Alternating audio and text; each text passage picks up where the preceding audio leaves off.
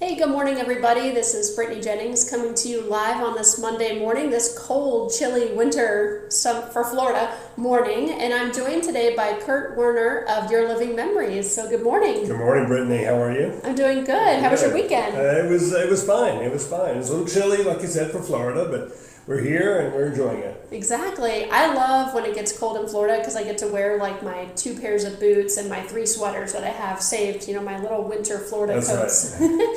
So today we're going to learn more about Kurt and Your Living Memories. So Kurt, do you mind telling us a little bit about your background and how Your Living Memories got started? I'd love to. I'd love to talk about that. Everybody likes talking about themselves, and actually that is a little bit of what I do too. But first I'll tell you a little bit about myself. Perfect. I spent the first 25 years or so of my career as a journalist covering healthcare. And then about 12 or 13 years ago, I decided I wanted to do something different. Mm-hmm. And I decided to work in senior living. And I got a job in senior living, and I did that for a little over 10 years as well. So I have a background that combines being an editor and a journalist, mm-hmm. and also working with seniors. So perfect. It's like the perfect marriage of that's to bring together Your Living Memories. That's right. So I've been doing that ever since, working on Your Living Memories ever since. I'm the owner and the sole employee, and I do everything myself. And it's been a wonderful experience so far. So. Awesome. When did it start? About 2016, I started it. Very good. So about 3 years now. Awesome. So tell us about Your Living Memories. Well, what I do in Your Living Memories, like we just said, I combine what I've done in my background as an editor and journalist. I'm someone that likes to ask questions, mm-hmm. and it's really important. He said I needed to ask him questions. I like to ask questions, and that's what I like to do. Okay. And so what I do is with my clients, I'll work with my clients to tell their life story, okay. to help them preserve their life story. That's the most important thing. People in general don't do that. They talk about doing it.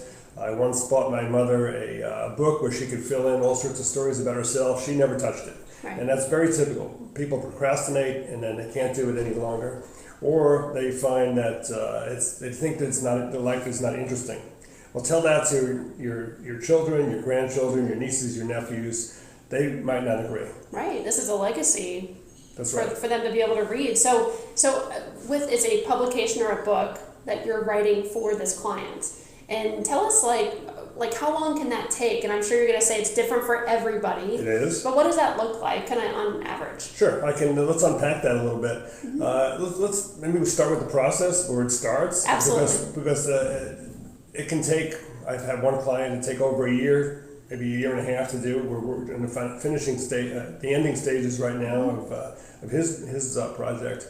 It just starts with an interview.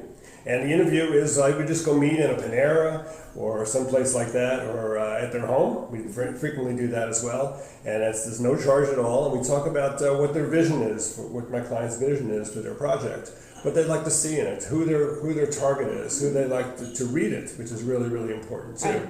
And what they're interested in. And it's a very intimate process too. So we like to make sure that we get along very well. And hasn't been a problem, but you just want to make sure that we work together very closely. Yeah, well, they have to feel comfortable, of course, to share all this information. Correct. Yeah. Correct. So once we decide on that, and we also talk about budget, frankly, and we'll talk about that a little bit later about the cost. But once all those factors are put together an agreement, and we schedule interviews. And I found that 1-hour interviews are the best thing.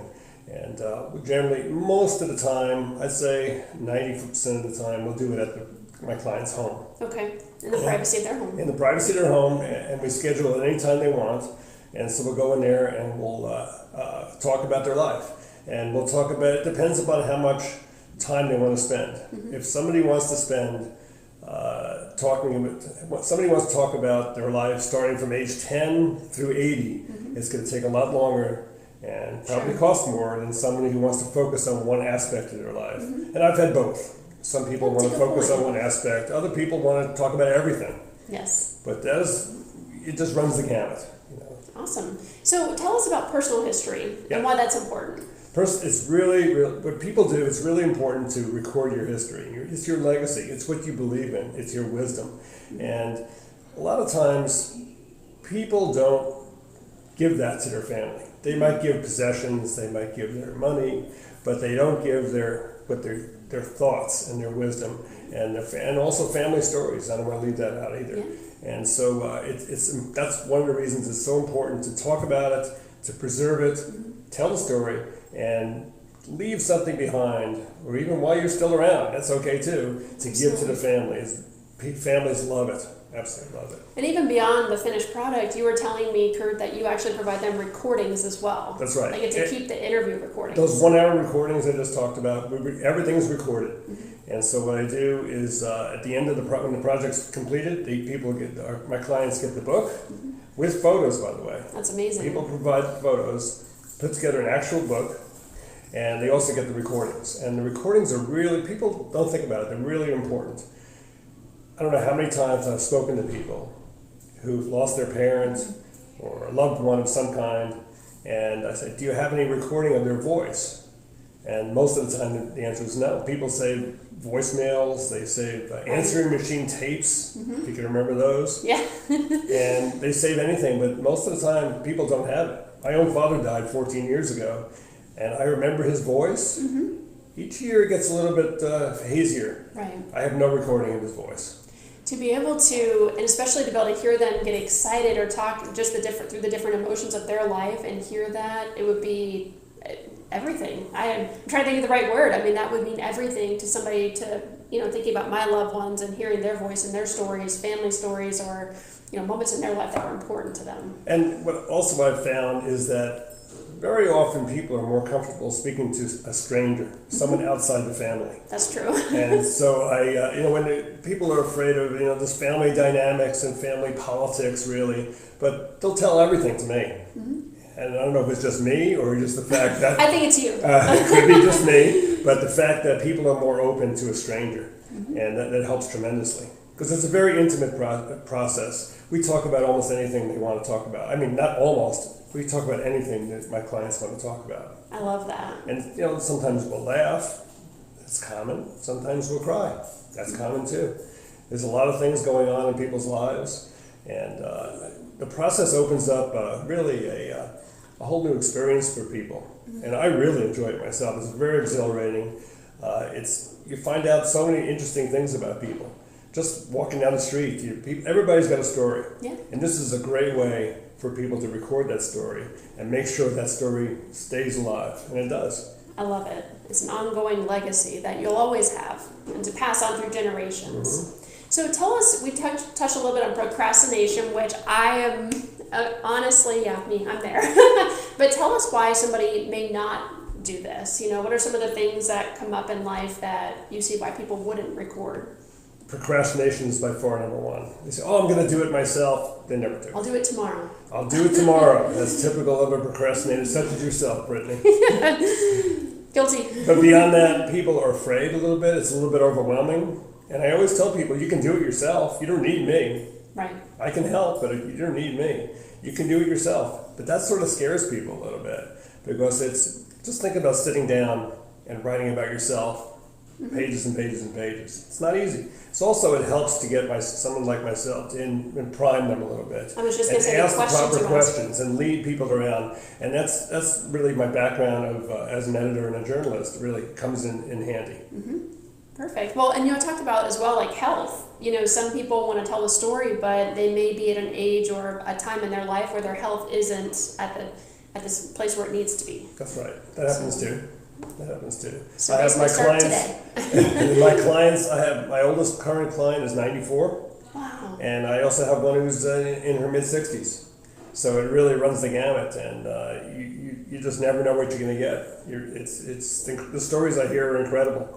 And that's because people's stories are incredible. They are. And like you said, some people feel like, I don't have this, life that's worthy of sharing. But I think the little things in life mean the most.